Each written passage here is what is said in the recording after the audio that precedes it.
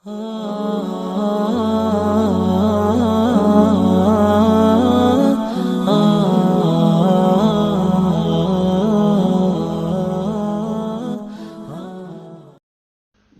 الله الرحمن الرحیم. تحسبن اللہ، بس آپ یہ خیال نہ کریں اللہ کے بارے میں مخلف وعدہ رسلہ، کہ وہ اپنے وعدے کی خلاف ورزی کرے گا جو اس نے اپنے رسولوں سے کیا ہے. ان اللہ، بے شک اللہ تعالی عزیز، غالب ہے، ذو انتقام، انتقام لینے والا ہے. یوم تبدل الارض غیر الارض، جس دن زمین کو دوسری زمین کے ساتھ تبدیل کر دیا جائے گا. والسماوات، اور آسمان کو بھی. وبرزوا، اور لوگ ظاہر ہوں گے. للہ الواحد القہار، اللہ کے سامنے جو اکیلا زبردست ہے. وَتَرَى الْمُجْرِمِينَ، اور تو دیکھے گا مجرموں کو. یومئذ، اس دن. مقرنین، جکڑے ہوئے ہوں گے. بالاصفاد، زنجیروں میں. سرابیلہم، ان کے کرتے. من قطران، گندک کے مادے سے ہوں گے. وتغشا، اور ڈھانپ لے گی. وجوہہم النار، ان کے چہروں کو آگ. لیجزی اللہ، تاکہ بدلہ دے اللہ تعالی. کل نفس، ہر نفس کو. ما کسبت، جو اس نے کمایا. ان اللہ سریع الحساب، بے شک اللہ تعالی جلد حساب لینے والا ہے. ھذا بلاغ للناس، یہ پیغام ہے لوگوں کے لیے. وَلِيُنذَرُوا بِهِ، تاکہ ان کو ڈرایا جائے اس کے ساتھ. وَلِيَعْلَمُوا، اور تاکہ وہ جان لے. انما هو الہ واحد، کہ معبود ایک ہی ہے. وَلِيَذَّكَّرَ أُولُو الْأَلْبَابِ، اور تاکہ نصیحت حاصل کرے عقل والے.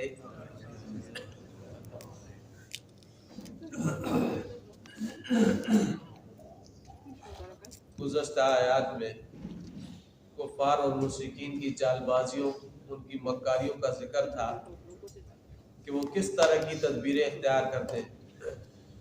پھر ان کی بری حالت کا ذکر اللہ جل شانہ نے کیا. مہطعین مقنعی رؤوسہم لا یرتد الیہم طرفہم وافدۃ الہوا، کہ وہ دوڑتے ہوئے آئیں گے، اپنے سروں کو اٹھائے ہوں گے اور ان کی نگاہیں واپس کی طرف نہیں آئیں گی اور ان کے دل اڑے جا رہے ہوں. اور پھر کافروں کی حالت کو ذکر فرمایا کہ دیکھو تم وسکنتم فی مساکن الذین ظلموا انفسہم، تم قوم عاد، قوم ثمود، قوم لوط، قوم صالح اور فلاں قوموں کے گھروں کے اندر اور ان کے محلات کے اندر تم رہ رہے ہو، لہذا تمہیں اس سے عبرت حاصل کرنی چاہیے. وَتَبَيَّنَ لَكُمْ كَيْفَ فَعَلْنَا بِهِمْ، اور تم پر یہ بات واضح ہے کہ ہم نے ان کے ساتھ کیسا سلوک کیا. وَضَرَبْنَا لَكُمُ الْأَمْثَالَ، اور تمہارے لیے ہم نے مثالیں بھی بیان کی.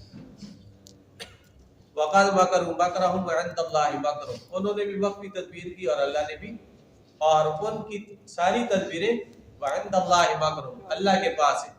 وَإِنْ كَانَ مَكْرُهُمْ لِتَزُولَ مِنْهُ الْجِبَالُ، ان کی تدبیریں تو بڑی زیادہ ہیں اور بڑی سخت ہیں، لیکن اللہ نے اپنے دین کو باقی رکھنے کے لیے ان کو ناکام بنایا۔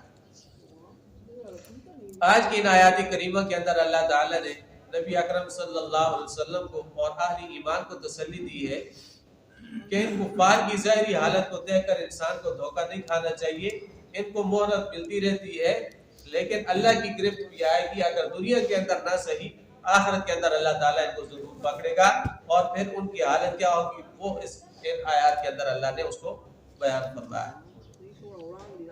فَلَا تَحْسَبَنَّ اللَّهَ مُخْلِفَ وَعْدِهِ رُسُلَهُ، بس آپ یہ خیال نہ کریں اللہ کے بارے میں کہ وہ اپنے وعدے کی خلاف ورزی کرے گا جو اس نے اپنے رسولوں کے ساتھ کیا۔ یہ وعدہ کیا ہے؟ وعدہ یہ ہے کہ اللہ تعالیٰ اپنے انبیاء کے مشن کو غالب کرے گا اور مخالفین کو اللہ مغلوب کرے گا، یہ اللہ کا وعدہ ہے، اور اس وعدے کی خلاف ورزی اللہ تعالیٰ نہیں کرے گا۔ دوسری جگہ پہ اللہ نے فرمایا نا کتب اللہ لأغلبن انا ورسولی، کہ اللہ نے یہ بات لکھ لی ہے کہ لأغلبن انا ورسولی، کہ میں اور میرے نبی جو ہے انبیاء رسول پیغمبر یہ غالب آئیں گے، باقی جتنے بھی لوگ ہیں وہ سارے کے سارے کیا ہوں گے؟ مغلوب ہوں گے۔ تو اللہ تعالی ہمیشہ حق کو غالب کرتا ہے، صحیح بات کو غالب کرتا ہے، چاہے بظاہر کمزوری نظر آئے اور چاہے کتنی ہی آزمائش سے کیوں نہ گزرنا پڑے، لیکن اللہ تعالیٰ آخرکار حق اور سچ کو غالب کرتا ہے۔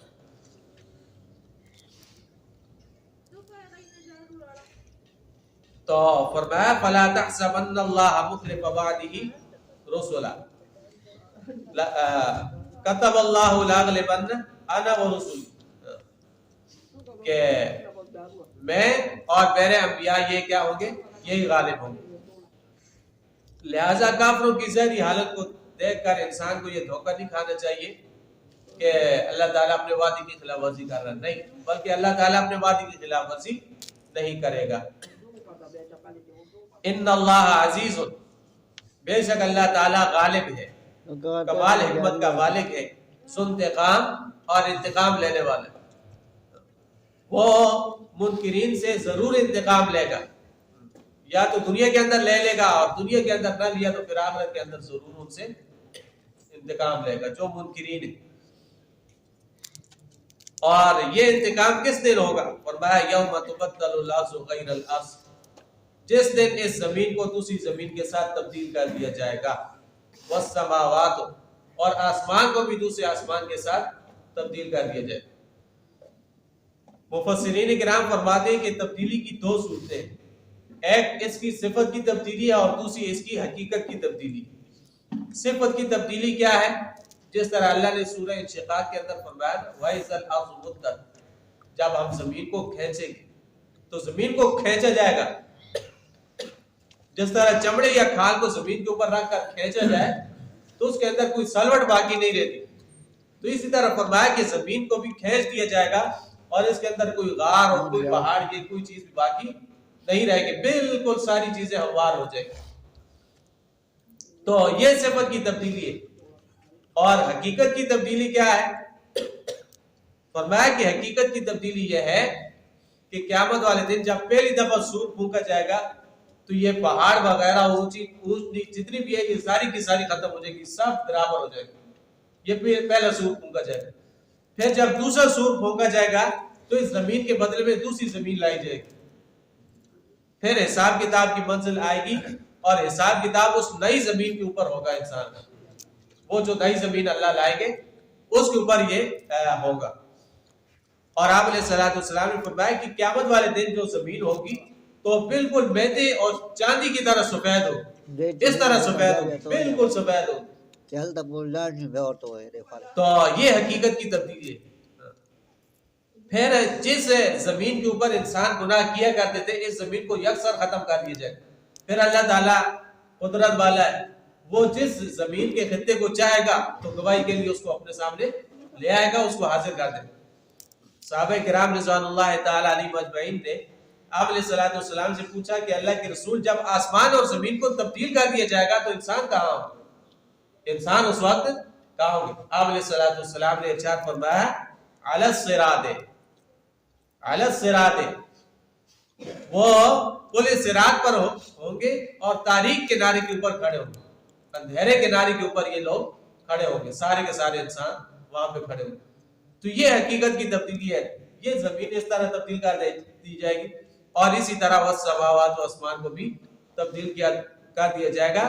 یہ صرف جتنے بھی نظام کائنات ہے یہ سارا کا سارا بالکل تبدیل کر دیا جائے گا۔ یہ والا نظام، موجودہ نظام، یہ درم برم ہو جائے گا، پھر اللہ تعالیٰ ایک نئے نظام کو لائے گا۔ یوم تبدل الارض غیر الارض والسماوات وبرزوا، اور اس دن کیا ہوگا؟ وبرزوا للہ الواحد القہار، تمام لوگ اللہ کے سامنے جو یکتا ہے، جو غالب ہے، زبردست ہے، اس کے سامنے سارے کے سارے کھڑے ہوں گے۔ منکرین توحید کے، رسالت کے، قرآن کے، اور اسی طرح کفر، شرک اور معصیت کی حمایت کرنے والے لوگ، یہ سارے کے سارے اللہ کے سامنے اس دن کھڑے ہوں گے، اور اس دن ان کی حالت کیا ہوگی؟ فرمایا وَتَرَى الْمُجْرِمِينَ يَوْمَئِذٍ مُقَرَّنِينَ فِي الْأَصْفَادِ، اس دن تم مجرموں کو دیکھو گے کہ وہ زنجیروں کے اندر جکڑے ہوئے ہوں گے۔ دوسری جگہ پہ فرمایا ثُمَّ فِي سِلْسِلَةٍ زَرْعُهَا 70 ذِرَاعًا فَاسْلُكُوهُ، 70 گز لمبی زنجیریں ہوں گی جن کے اندر یہ فرشتے ان کو کھینچ کر کے لائیں گے۔ فی اعناقہم اغلالا، سورہ یاسین کے اندر اللہ نے فرمایا کہ ان کے گلوں کے اندر توق ہوں گے، اتنی زیادہ رسوائی ان کو اٹھانی پڑے گی۔ وَتَرَى الْمُجْرِمِينَ يَوْمَئِذٍ مُقَرَّنِينَ فِي الْأَصْفَادِ سَرَابِيلُهُم مِّن قَطِرَانٍ، ان کا کردہ گندک کے مادے سے ہوگا، گندک کے مادے سے۔ سَرَابِيلُهُم مِّن قَطِرَانٍ، کرتا، ان کا جو وہاں پہ لباس ہوگا اس کا خام مال کیا ہوگا؟ تارکول، گندم وغیرہ، گندک وغیرہ، یہ چیزیں ہوں گی۔ اور قطران عربی کے اندر اس مرکب کو کہا جاتا ہے کہ جو خارج زدہ ان کو متاثر جگہ پر لگایا جاتا ہے، متاثرہ جگہ پر لگایا جاتا ہے، جس کے ذریعے متاثرہ جگہ پر زہریلا مواد وہ گل سڑ کے ختم ہو جاتا ہے، پھر نئے گوشت آ جاتا ہے۔ تو فرمایا کہ ان جہنمیوں کی اور ان کافروں کی کا لباس وہاں پہ ایسا ہوگا جو خود آگ کو دعوت دے گا، آگ اس کی طرف آئے گی، جس طرح پیٹرول نہیں ہوتا، ایک تیلی لگاؤ تو بھڑک اٹھتا ہے، آگ بھڑک اٹھتی، تو اسی طرح یہ کرتے انہوں نے پہنے ہوں گے تو خود بخود ان کو آگ لگ جائے گی، آگ لگ جائے گی۔ وَتَغْشَى وُجُوهَهُمُ النَّارُ، اور ڈھانپ لے گی ان کے چہروں کو آگ۔ یہاں پہ چہرے کا بطور خاص ذکر کیا گیا، اس لیے کہ انسانی جسم میں سے خاص عضو ہے، اس لیے اس کا ذکر کیا گیا، ورنہ پورے جسم جلے گا، صرف چہرہ تو نہیں جلے گا، پورا جسم جلے گا۔ اور دوسری جگہ پہ دل کا آتا ہے، نار اللہ الموقدہ التی تطلع علی الافئدہ، دل تک یہ آگ پہنچے گی، لیکن چونکہ زہری اعضاء میں سے یہ جو انسان کا چہرہ ہے یہ سب سے خاص ہے، اس لیے اللہ تعالیٰ نے اس کو بطور خاص کے ذکر فرمایا۔ وَتَغْشَى وُجُوهَهُمُ النَّارُ، ڈھانپ لے گی ان کے چہروں کو آگ۔ لِيَجْزِيَ اللَّهُ كُلَّ نَفْسٍ مَا كَسَبَتْ، تاکہ بدلہ دے ہر نفس کو جو اس نے کمایا، جو اس نے کیا، برا عمل جو بھی کیا ہے اس کا بدلہ اللہ تعالیٰ اس کو ضرور دے گا۔ ان اللہ سریع الحساب، بے شک اللہ تعالیٰ جلد حساب لینے والا ہے۔ دنیا کے اندر اگر وہ سزا نہیں دیتا تو اس کی اپنی حکمت اور مصلحت، لیکن آخرت کے اندر اللہ تعالیٰ ضرور ایسے لوگوں کو سزا دے گا۔ ھذا بلاغ للناس ولینذروا به وليعلموا انما هو الہ واحد وليذکر اولو الالباب۔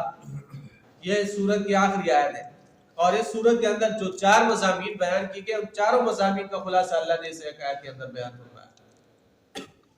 توحید، رسالت، قیامت اور آخرت، ان قرآن کریم کی حقانیت اور صداقت، 4 چیزیں بیان ہوئی، تو ان چاروں چیزوں کا خلاصہ اللہ نے اس کے اندر بیان فرمایا۔ ھذا بلاغ للناس، یہ پیغام ہے لوگوں کے لیے۔ ھذا سے مراد یہ سورت بھی ہو سکتی ہے اور یہ پورا قرآن بھی ہو سکتا ہے۔ سورت اور قرآن مطلب لے تو اس کا مطلب یہ بنے گا کہ سورت کے اندر جتنے مندرجات ہیں یا اس قرآن کریم کے اندر جو کچھ بیان کیا گیا ہے یہ سارا کا سارا لوگوں کے لیے کیا ہے؟ پیغام ہے۔ بلاغ کا ایک معنی پیغام آتا ہے اور ایک معنی اس کا کفایت آتا ہے.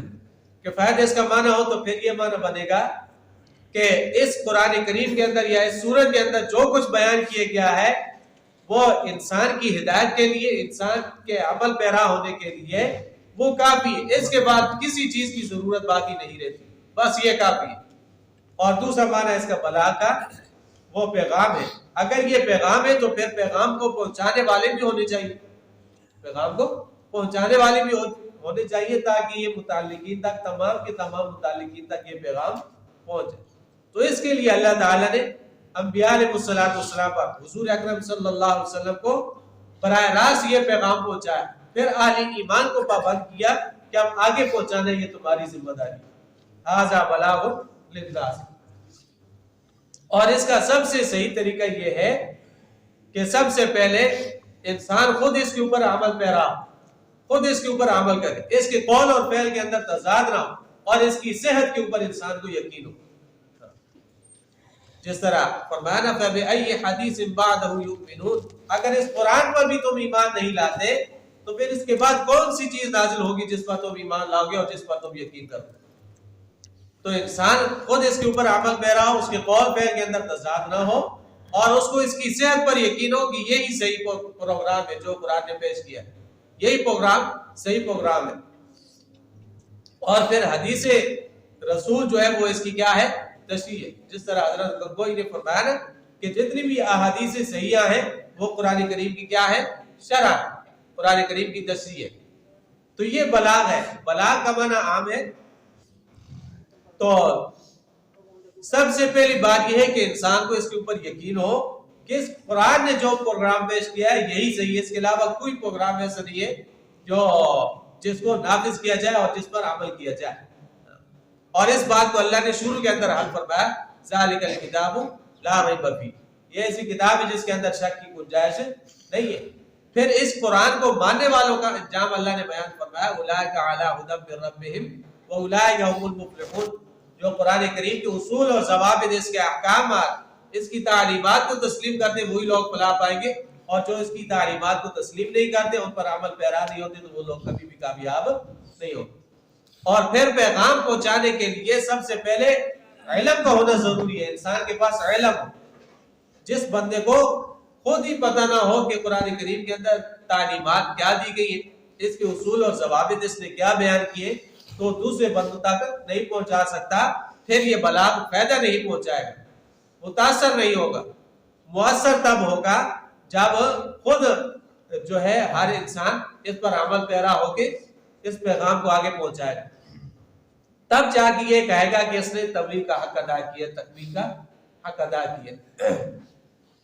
ھذا بلاغ للناس، یہ پیغام ہے لوگوں کے لیے. وَلِيُنذَرُوا بِهِ، اچھا تو ھذا بلاغ للناس، یہ پیغام ہے لوگوں کے لیے کہ خود پہلے اس پر عمل پیرا ہو پھر دوسروں تک اس کو پہنچائے. خود ہی پتہ نہیں ہوگا تو پھر دوسروں کو بھی یہ صحیح راستے پہ نہیں لگا سکے. ایک مورخ گزرا ہے شکیب ارسلان، اس نے اپنی کتاب کے اندر ایک بات لکھی. وہ لکھتا ہے کہ میں روس میں گیا تو روس کے اندر میں نے اسٹالن کے سامنے اسلام کی حقانیت پر تقریر کی، تو اس سے بڑا متاثر ہوا. اس نے کہا کہ ٹھیک ہے، پروگرام تو بڑا اچھا ہے اور بڑے متاثر کن ہے، لیکن مجھے یہ بتاؤ کہ پوری دنیا کے اندر کون سا ملک اور کون سا خطہ ایسا ہے جہاں پر اس پروگرام کو نافذ کیا گیا ہو اور اس کے ثمرات کیا مرتب ہو رہے ہیں، یہ مجھے بتاؤ. وہ کہتا ہے کہ اس کا جواب میرے پاس نہیں تھا. کیوں؟ اس لیے کہ پوری دنیا کے اندر 50 سے زائد اسلامی ریاستیں اور کسی ایک ریاست کے اندر بھی اس قرآن کے نظام کو نافذ مکمل طور پر نہیں کیا گیا، مکمل طور پر نافذ اس کو نہیں کیا گیا. تو انفرادی طور پر تو بڑی محنت ہو رہی ہے. جماعتیں جو ہے وہ ہر ملک کے اندر اور ہر گوشے اور ہر کونے کے اندر یہ گشتیں تو کر رہی، لیکن اجتماعی فریضہ کہاں پہ ادا ہو رہا ہے؟ اجتماعی فریضہ کسی ایک ملک کے اندر بھی ادا نہیں ہو رہا. تو لہذا اہل قرآن کے لیے یہ بات ضروری ہے اس قرآن کے پروگرام کو لے کر اٹھیں اور پوری دنیا کے اندر پھیل جائیں اور اس نظام کو لوگوں کو متعارف کرائیں اور اس پر خود عمل پیرا. ھذا بلاغ للناس، یہ پیغام ہے لوگوں کے لیے. وَلِيُنذَرُوا بِهِ، تاکہ اس کے ساتھ لوگوں کو ڈرایا جائے. انذار جو ہے یہ انبیاء علیہ السلام کی صفت اور ان کے فرائض منصبی کے اندر شامل ہے. قوم فانذر، آپ کھڑے ہو جائیں اور لوگوں کو ان کے انجام بد سے ڈرائیں. تو لوگوں کو ڈرانا یہ انبیاء کا مشن ہے. تو جس قدر فسق و فجور اور معاصی اور نافرمانی اور کفر اور شرک زیادہ ہوگا تو انذار کی دعوت اور انذار کرنا، لوگوں کو ڈرانا، یہ اتنا ہی ضروری اور اہم ہو جائے گا. تو آج پوری دنیا کے اندر دیکھیں تو فسق و فجور عام ہے، معاصی اور نافرمانی عام ہے، کفر اور شرک عام ہے. اگر دنیا کی آبادی 5 ارب ہے تو 4.25 ارب لوگ کفر اور شرک، معاصی اور نافرمانی کے اندر مبتلا. تو ایسے حالات کے اندر کتنا زیادہ ضروری ہے کہ ہم قرآن کریم کو سمجھیں اور اس پر عمل کریں اور اس کا پیغام لوگوں تک پہنچائیں.